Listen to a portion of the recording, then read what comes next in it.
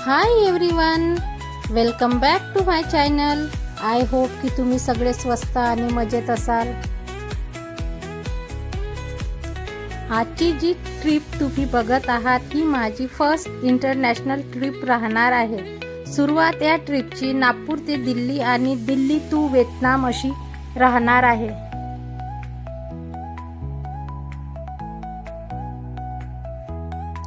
आम्ही रेल्वे स्टेशनवरून सरळ एअरपोर्टवर निघून आलो, कारण तिथे खूप असा पाऊस सुरू झाला होता.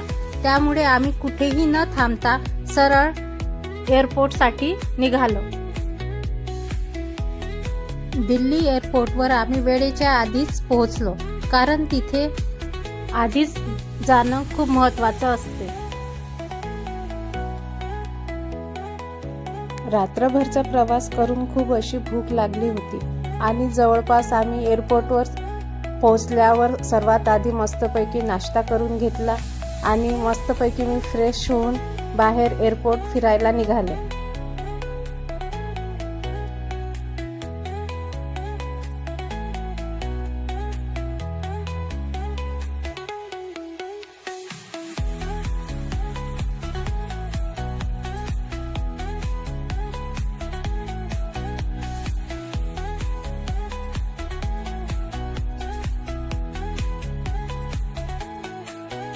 एअरपोर्टवर फिरता फिरता बघितले तर खूप अशा ब्रँडेड वस्तू होत्या तिथे आणि बघायला तर एअरपोर्ट खूपच सुंदर दिसत होते. मग काय मस्तपैकी एअरपोर्ट फिरून घेतले, कारण की आमच्या फ्लाईटला खूप अशी वेळ होती. तर म्हटलं चला आपण एअरपोर्टवर आलोच आहोत तर ब्रँडेड वस्तू बघूया काय किमतीत मिळतात. आणि मग आम्ही सर्वजण एअरपोर्टच्या छोट्या मोठ्या वस्तू बघितल्या आणि एक दोन वस्तू घेऊन सुद्धा घेतल्या.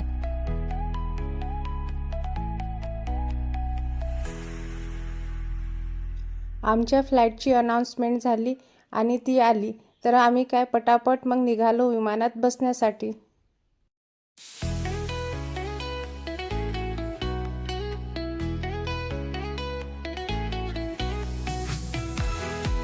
फ्लाईटमध्ये बसण्याचे एकदा तरी स्वप्न सर्वांचेच असते. ते आज माझे सुद्धा होते आणि ते आज माझे पूर्ण झाले. या ट्रिपचे संपूर्ण क्रेडिट मी माझ्या हजबंडलाच देणार, कारण त्यांच्यामुळेच आज मी या इंटरनॅशनल ट्रिपची मजा विमानात बसून घेत आहे. फ्लाईटमध्ये पहिल्यांदा बसले तर खरी, पण चेहऱ्यावर खूप अशी खुशी होती आणि मनात एक आत्मविश्वास होता की चला आज आपलं एक खूप मोठं स्वप्न पूर्ण झालेलं आहे.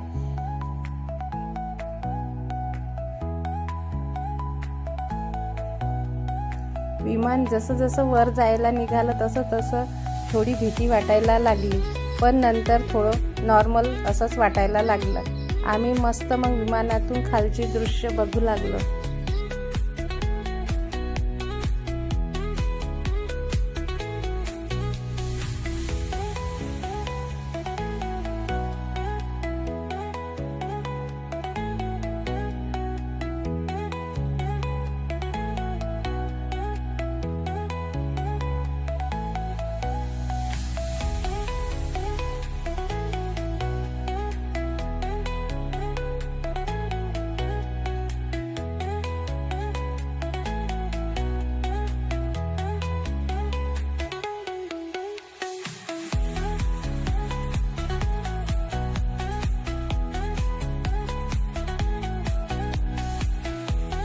आम्ही मस्त विमानातून खालचे दृश्य एन्जॉय करू लागलो.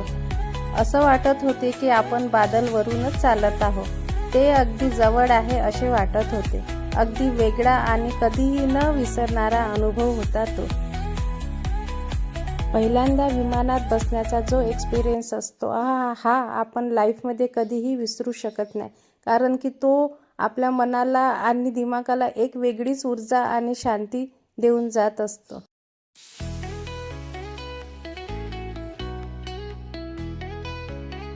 तुम्हाला काय सांगू हे कळतच नाही. व्हिएतनामला पोहोचल्यावर अगदी नवीन जगात आल्यासारखे वाटत होते आणि ते खरोखरच खूप असे सुंदर होते.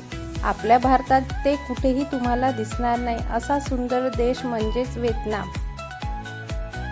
व्हिएतनामवरून 1 घंट्याची फ्लाईट घेऊन आम्ही प्यू क्यू या छोट्याशा आयलँडवर आलो. PUQ आयलँड हे आता सध्या तरी भारतातील व इतर देशातील लोकांसाठी नवीनच असे एक पर्यटन क्षेत्र आहे, जे की खूपच सुंदर आहे आणि त्याची तुलना कुठेही होऊ शकत नाही.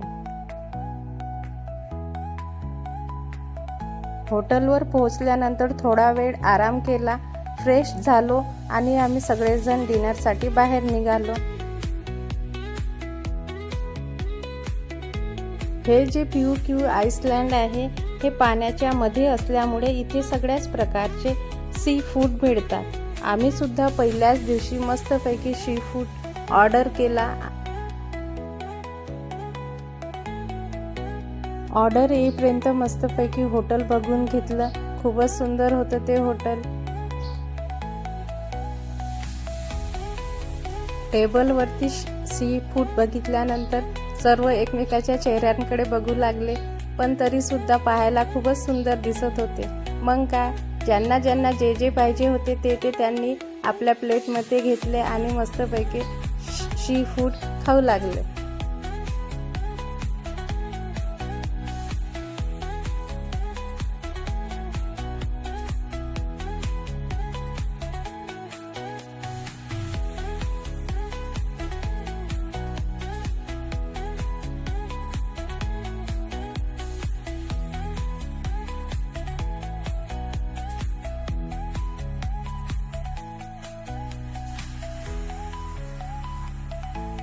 सर्वांनी मस्तपैकी डिनर एन्जॉय केला आणि डिनर झाल्यानंतर मग म्हटलं चला आपण थोडंफार वेळ आहे आपल्याकडे, तर PUQ आइसलँडची रात्रीची फेरफटका मारून बघूया. फिरता फिरता मॉलमध्ये गेलो. मॉलमध्ये आतमध्ये गेल्यानंतर खूपच छान दिसायला लागले. तर मग काय, चला म्हटलं थोडीफार शॉपिंग करून घेऊया मुलांसाठी आणि माझ्यासाठी पण. मी सुद्धा काही वस्तू तिथून घेऊन घेतल्या.